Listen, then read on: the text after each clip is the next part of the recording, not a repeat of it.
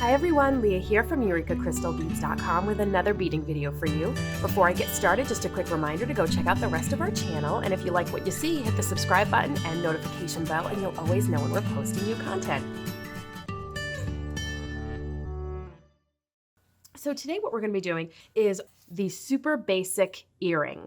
Now this is a great video for a beginner because we're going to go over two basic earring techniques. One is super duper basic, and the next one is for the beginner that's a little more adventurous, and the method that I prefer. So I'm going to show you both of them. To get started, I'm going to show you the tools that we're going to be using. So that way, if you're not familiar with these tools, you can learn a little bit more. So the three basic wire working tools that I always have on hand. First of all, we have our wire cutter. This is a side cutter. As you can see, we have the blade right here on that side. And so this is the side that you always want closest to whatever you're cutting, because otherwise you have this sort of hollow area in here, which is not going to allow you to see as easily what you're cutting. So you always want to have your view of this outside edge here. So this is your side cutter. Another thing to note is that the newer your cutter is, the more likely you're going to be to shoot little bits of wire across the room. So you want to make sure that you're holding what you're cutting or cupping your hand over it. Older cutters won't do that as much, but definitely don't want to get any wire anywhere or in someone's eye. The next tool we have are chain nose pliers. These are flat inside and they're smooth, and they taper to a point. Some people do call these flat nose pliers. That actually is incorrect. Flat nose pliers do not taper to a point. They come to a very square tip. They are also flat and smooth inside, but I really prefer the chain nose for this type of thing because I find that tapered point allows us to get into much smaller areas and make much smaller movements with our wire. And the last tool are our round nose pliers. And these look very similar to our chain nose, except that you'll notice there is no flat edge inside. We have two cones here that kind of look like two ice cream cones, and they're just perfectly round all the way around, and they taper to a point. And you want to see when you purchase a pair that they do meet nicely and there's no gaps in between the two cones, because we want to be able to grip wire that's even very, very finely gauged. And if you have any sort of a gap there, you won't be able to grip that finely gauged wire. All right, so the first pair of earrings I'm going to show you utilizes a lovely little 6mm mauve Swarovski pearl and a 4mm bicone by Swarovski in crystal AB. I have it loaded onto a 1-inch silver head pin. And this is going to be the super basic earring. This is great for a beginner and someone who doesn't want to do too much with wire. What we're going to do is we're going to take our chain nose pliers. Again, they have that flat edge inside. We're going to grab the wire right above the crystal. And in fact, you want to grab it so close that you're touching the crystal. And there's a reason for that, and I'll explain that in a second. Once you have the wire gripped right at the crystal and at the very tip of the pliers, you then want to move your pliers up a hair. And I mean that literally, just a hair. See how my crystal can just wiggle up and down just a little bit? We're going to make a bend now in the wire, and that little bit of wiggle room is what's going to keep us from cracking our crystal. So that little bit of space is very crucial. So we're going to bend this now into a 90-degree angle, just like that. There we go. Just like that. Nice little 90-degree angle. Now, depending on how many beads you stacked up on this head pin, first of all, we'll determine if we have to cut any of this wire down, or it will also determine if we have to use a longer head pin to begin with. We do carry head pins of all different lengths. This one is, we actually do carry one shorter than this, but this is one of the shorter ones that we carry. I am going to actually cut almost half of this off. I'm going to leave just a little bit more than half present there with the earring. Better to leave too much than not enough. You can always cut off more, but once it's off, you cannot reattach it. So before I cut it, I'm just going to cup my hand over it. Okay. So now it's just a little bit shorter. Now we're going to use our round nose pliers. And we're going to roll a loop in the opposite direction. So if that wire, if you hold it so the wire is pointing towards you, you want to roll away from you. Some people find it comfortable to have the wire pointing away from them and then they roll towards themselves. Whichever is easiest for you. There's no right or wrong way as far as your hand placement. So where you grip it on the pliers, as far as down at the tip, further up into the jaws, that just determines how big your loop is going to be. We don't need an enormous loop, but we don't want one that's teeny tiny either, because we want to make sure that the tip of our wire meets nicely down at that bend where the crystal is. So this can sometimes take a little bit of trial and error as you get used to how long you like to leave this wire and where you like to hold it on your pliers.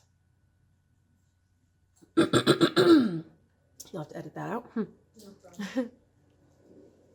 All right, so I'm gonna go up here. It's about 1/3 of the way into my pliers, and you wanna make sure also that your wire isn't sticking out of the other side. And I'm just going to gently roll my wire, and then I can move backwards and regrip and roll my wire.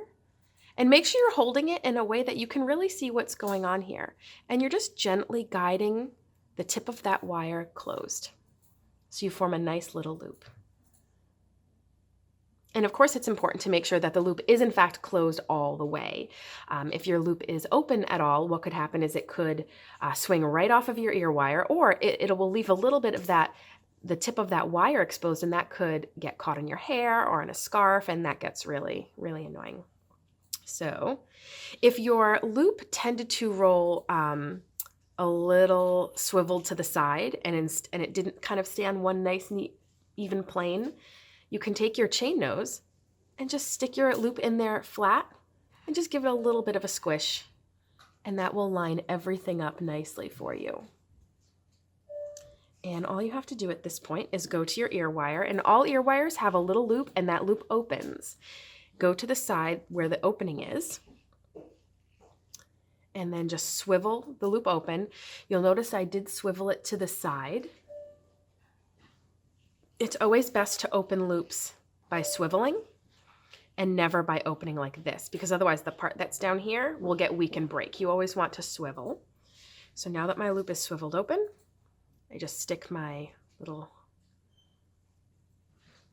dangle on there and then swivel it back shut.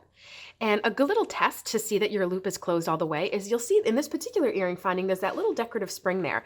You want to make sure that that spring or anything else that's there cannot slide down into your loop of your ear wire, because that means that your loop is slightly opened. And if that can slide down in, your earring dangle could slide right out. So always make sure everything is nice and closed. And if you're not sure, get someone perhaps with better eyes so they can check, because we want to make sure that all this beautiful jewelry that we put work into stays together. Okay, so let's move on to the next one.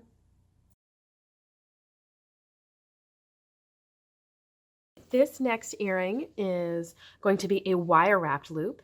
And what I have here is a 2-inch gold head pin. This is a ball head pin. So the bottom, unlike the other earring, which was that little flat head, this one is a little decorative ball. These are a love of mine. I love using the ball end head pins. And I have a little 8mm iridescent green Swarovski pearl and a little 4mm jet AAB bicone on top by Swarovski. Now we're going to be using the same tools that we did before. And we're going to grab the wire just the same as we did, right above that top bead. Only the difference here is we're not going to worry about shifting our pliers up a little bit. We can just grab right touching that bead, because the bend that we're going to make is not going to be bending the wire with the pliers. We're simply gripping with the pliers. We're going to make that bend with our finger. So let me turn this so you can see it happening. And I'm just taking my finger and I'm bending the wire. And what this is going to do is this is going to leave us a much longer piece of wiggle room. And that's what we want, because where that little bit is here, that's going to be covered up in little wire wraps. So we don't want that too tiny. We want to fit about 2 to 3 wraps right there. And I base this based on how big my beads are, how thick my wire is, but I think in this case I'm probably going to end up getting about 2.5, I'm going to say. So now we go to our round nose pliers. Again, these are like 2 ice cream cones. There's no flat edge. So this is what we're using to make our round shapes. And I'm going to grab that wire right there. So I'm technically grabbing the longer piece, but I'm pushing it all the way forward so it's right up against that tiny, tiny front piece. And just like with before, depending on where you hold it on the pliers determines how big your loop is going to be. It's up to you how big your loop is going to be, but keep in mind you don't want something that's so large that it detracts from the beads that you're really trying to show off here. So I'm going to put it about 1/4 of the way or so into the pliers, maybe a little less than that. And I'm going to take my wire, and right now my wire is bent towards me, so what I'm going to do is bend it up and away from me, and you're bending it right around the pliers, just like that.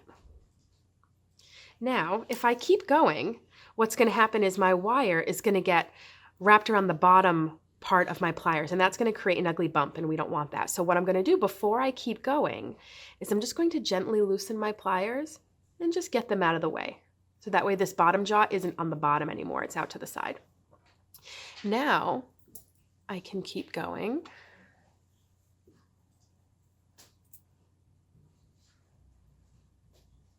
So that way we've come one full circle. And if your loop doesn't look nice and centered, that's okay, because we can adjust that over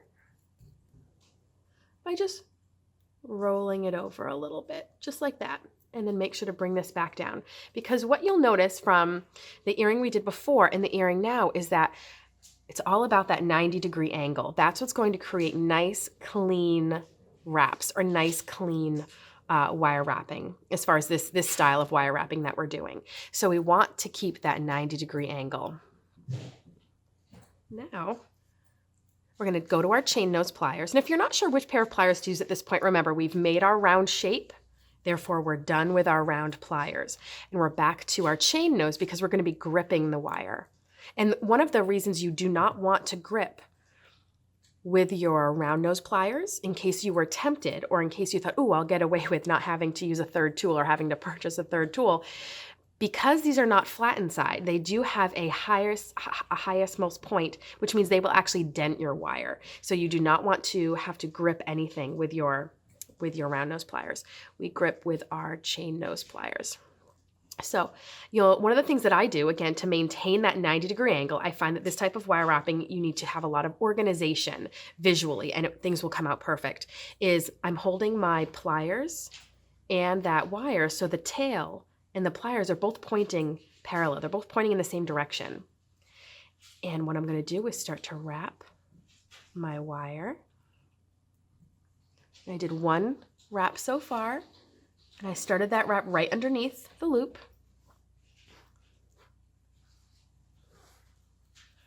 And I'm going to keep wrapping.